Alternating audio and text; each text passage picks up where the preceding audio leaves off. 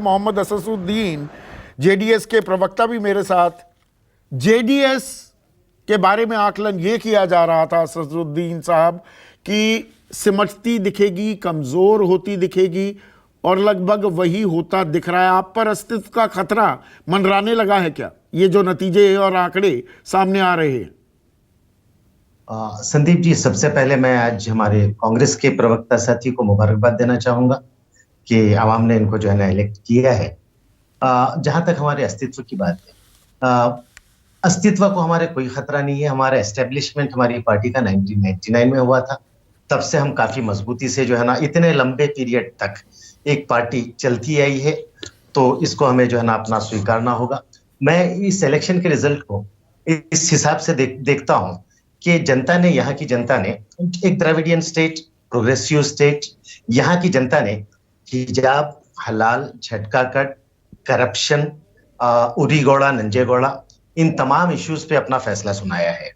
और हम भी रेस में थे। हम एक डेवलपमेंट का एजेंडा लेकर पब्लिक के बीच में गए थे, लेकिन शायद आवाम ने कांग्रेस का, भाजपा का विकल्प हमसे ज्यादा बेहतर शायद कांग्रेस को समझा, और उन्होंने जो है ना अपना कांग्रेस को जो है ना सत्ता दी। यहां जब हम एंटी इनकम्बेंसी की बात करते हैं असदुद्दीन साहब, एंटी इनकम्बेंसी की मार आपको भी झेलनी पड़ी क्या? क्योंकि दरअसल 2018 में जो सरकार बनी थी, पहले जो कांग्रेस और जेडीएस की सरकार, उसमें आपके नेता कुमारस्वामी मुख्यमंत्री थे, फिर येदियुरप्पा मुख्यमंत्री बने, उनको भी नुकसान हुआ है शिमोगा में, जबकि वो बहुत कद्दावर, बहुत ताकतवर हैं उस इलाके में, लिंगायतों में तो उनकी खासी पैठ है, पर नुकसान हुआ।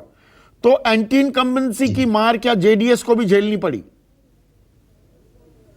नहीं, एंटी इनकम्बेंसी की मार तो झेलनी नहीं पड़ी। अब बल्कि मुझे लगता है कि हम अपने मैसेज को, अपने विजन को जनता के बीच में सही ढंग से शायद पहुंचा नहीं पाए। एंटी इनकम्बेंसी का इसमें कुछ नहीं है। या ये फैक्टर कि लोगों को लगने लगा जेडीएस को वोट दोगे बीजेपी के साथ चली जाएगी, बीजेपी की बी टीम बन गई है, उसने आपको नुकसान पहुंचा दिया? नहीं, देखिए, अनफॉर्चुनेटली हमारे पास एक लेबलिंग जो है ना, ये दोनों पार्टियां हमारे बारे में करती आती हैं।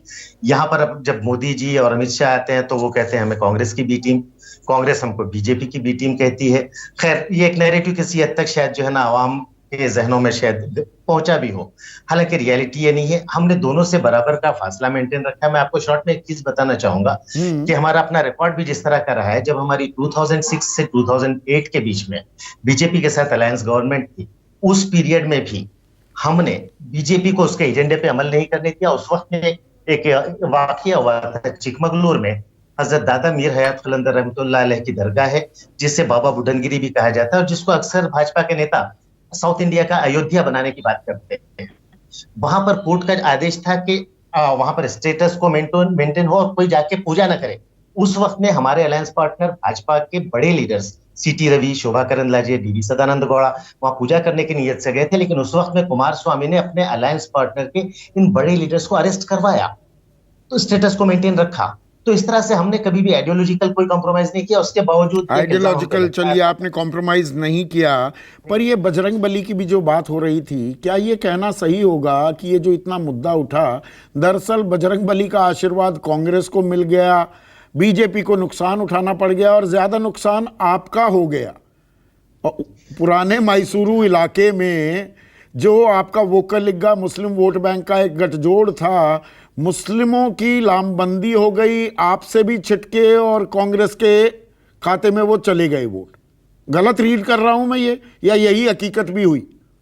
नहीं संदीप जी, ये एक पार्शियल ट्रूथ हो सकती है। सिर्फ मुसलमानों का अपना बीजेपी को हराने का कांग्रेस की तरफ जाना इतनी बड़ी संख्या में जो है ना अपना शायद उनको सीट्स नहीं दिलवाता। और भी बहुत सारे फैक्टर्स होंगे इसमें, और भी बहुत सारे फैक्टर्स हैं इसमें। सिर्फ मुसलमानों का ही एक कहना ये गलत होगा। अब इसकी स्टडी करनी होगी बूथ लेवल पे, तो तब हम किसी सही नतीजे पे पहुंच पाएंगे। नहीं और